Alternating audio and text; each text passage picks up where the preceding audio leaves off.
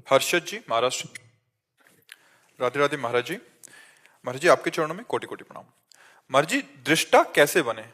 अष्टावक्र की गीता जी में पढ़ा था कि जिस क्षण तुम दृष्टा बन जाओगे पिछले सारे जन्मों के कर्म नष्ट हो जाएंगे। क्या ये संभव है? और उस संभव को कैसे लाएं महाराज जी? उस भाव को कैसे लाएं? इसका प्रश्न है, पहले साधना करो, पहले साधना करो। पीएचडी का ग्रंथ ककारा ना आता हो तो पढ़ लोगे क्या? उसका भाव समझ लोगे क्या? पहले काखा गाघा मात्रा और अक्षर सीखो, तब तो पढ़ना आएगा। तो अभी साधना तो कुछ है नहीं। और दृष्टा भाव, अरे वो ज्ञानी महापुरुषों की स्थिति होती दृष्टा भाव में। पहले राम कृष्ण हरि जो नाम प्रिय हो, खूब नाम जप करो, और गीता जी का स्वाध्याय करो, भागवत का स्वाध्याय करो, माता पिता की सेवा करो, धर्म पूर्वक धन कमाओ, परिवार का पोषण करो। चलो कुछ दिन ऐसे चलो तो हृदय पवित्र होगा, तब बताएंगे तो समझ पाओगे कि दृष्टा भाव क्या है। अभी तो देहाभिमानी जीव हो, नहीं हो। आप विचार करके देखो, आप अपने को शरीर मान रहे हो ना, हाँ, तो इसलिए दृष्टा भाव अभी नहीं समझ में आएगा। पहले साधन करो तब समझ में आता है। नाम जप करो, शास्त्रों का स्वाध्याय करो, माता पिता की सेवा करो, परोपकार करो, धन कमाओ धर्म के द्वारा। धर्मात्मा बन करके फिर महात्मा बना जाता है। अभी तो नाम जप करो अभी, ठीक है। एक और प्रश्न। क्या? जब से ये वाचन करना चालू किया अलग अलग तरीके की बुक्स किताबें, तो अलग अलग तरीके की नहीं, ठीक से पढ़ो। गीता पृष्ठ से पूज्य राधा बाबा, पूज्य भाई जी श्री हनुमान प्रसाद पोद्दार जी, पूज्य स्वामी राम सुखदास जी, पूज्य श्री जयदयाल गोयनका जी, 4 नाम याद कर लो। इनकी महापुरुषों की वाणी लाओ। इन महापुरुषों के सुलझे हुए वचन है, शास्त्र सम्मत वचन है, हमने स्वाध्याय किया है। तो इन महापुरुषों की वाणी लाओ। किसकी किसकी? राधा बाबा, भाई जी से हनुमान प्रसाद पोद्दार जी, पूज्य स्वामी राम सुखदास जी और पूज्य श्री जयदयाल गोयनका जी। इनकी वाणियां ले आओ छोटी छोटी पत्रिकाओं में और उनको पढ़ो। पढ़ा, पर फिर भी बहुत छोटी छोटी बात पे जब से पढ़ना शुरू किया तो बहुत छोटी छोटी बात पे क्रोध आ रहा। क्रोध आता है? बहुत छोटी छोटी बात नहीं आता था किसी भी बात पे, किसी भी रीत से। तो क्या ये अहंकार का एक? नहीं बच्चा, जब हम माया के दुश्मनों से निकलना चाहते हैं तो हमें थप्पड़ियाना शुरू कर देते हैं। ऐसे आप संसार में फंसे हो तो आपको पता नहीं कि काम कैसे सताता है, क्रोध कितना परास्त करता है, लोभ कितना परास्त। जब आप भगवान की तरफ चलोगे तब इनका असली रूप आएगा। काम कितना भयंकर है, क्रोध कितना भयंकर, लोभ कितना भयंकर है।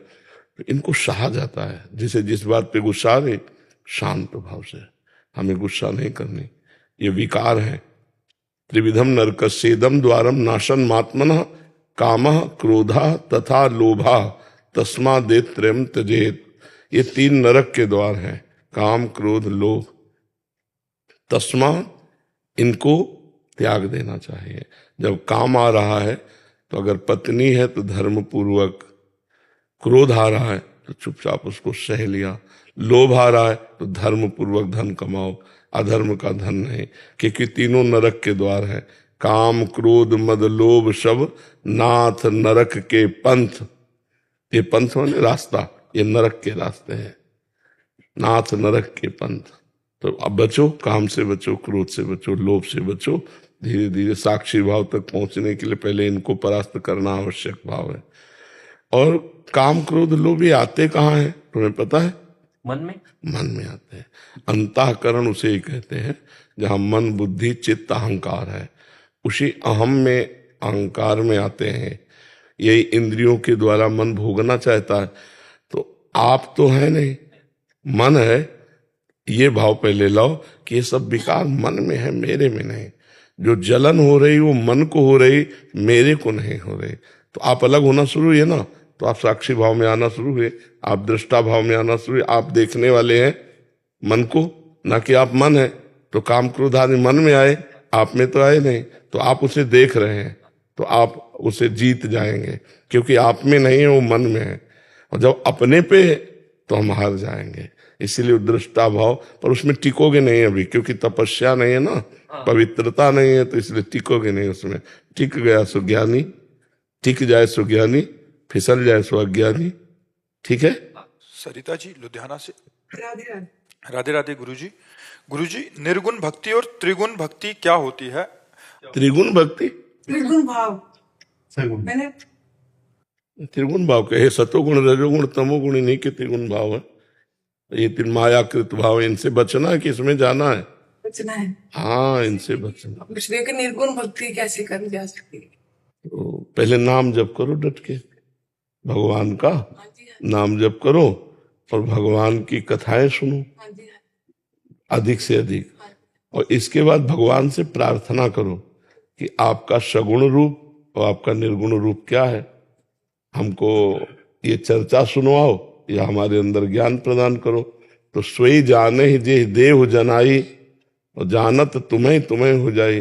तुम्हारा रूप भी निर्गुण ही है, ये रूप तुम्हारा तो नहीं है। ये स्त्री शरीर जो है आपको मिला है 50 वर्ष 80 वर्ष 100 वर्ष, इसके बाद ये हट जाएगा।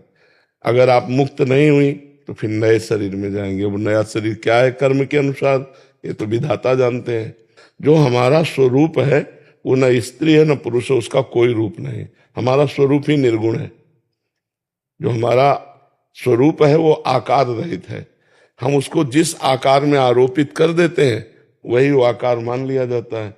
तो क्या वो जो अंदर परमात्मा का अंश है वो पुरुष है क्या? वो स्त्री में गया तो स्त्री बन गया, पुरुष में गया तो पुरुष बन गया। वो बना कुछ नहीं, वो ऐसे ही पावर है, मान लेते हैं केवल हम, सुना। ये थोड़ा कठिन है, थोड़ा कठिन है। असंभव नहीं है। असंभव कैसे हो सकता है? हम तो मनुष्य जन्म में है, भगवान के अंश, असंभव क्या हो सकता है? कठिन है। ज्ञान के पंथ कृपाण की धारा, परत खगेश लगे नहीं बारा। ज्ञान के पंथ में गिरने में देर नहीं लगती, थोड़ा कठिन है। इसके लिए तपस्या चाहिए, मन वचन कर्म से परम पवित्र, लोक परलोक के भोगों से वैराग्य, सत असत का विवेक, इंद्रियों पर विजय, मन पर विजय और समाधान, चित्त परमात्म चिंतन में लीन। तो इसलिए राम कृष्ण हरि जपो, राम राम जपो, राधा राधा जपो, कृष्ण कृष्ण जपो। निरंतर पहले नाम जप करो, मन को एकाग्र करो, मन को पवित्र करो। नाम के द्वारा जब मन पवित्र होता है तब जिधर जाना चाहो, चाहे निराकार जाना चाहो चाहे साकार जाना चाहो, योग्यता आ जाती है। अभी तो योग्यता ही नहीं है। निरंतर भगवदाकार वृत्ति, 1 मिनट के लिए भी भगवान का विस्मरण ना होना। अभी तो हम अपने शरीर ही में आसक्त हैं, ईमानदारी से।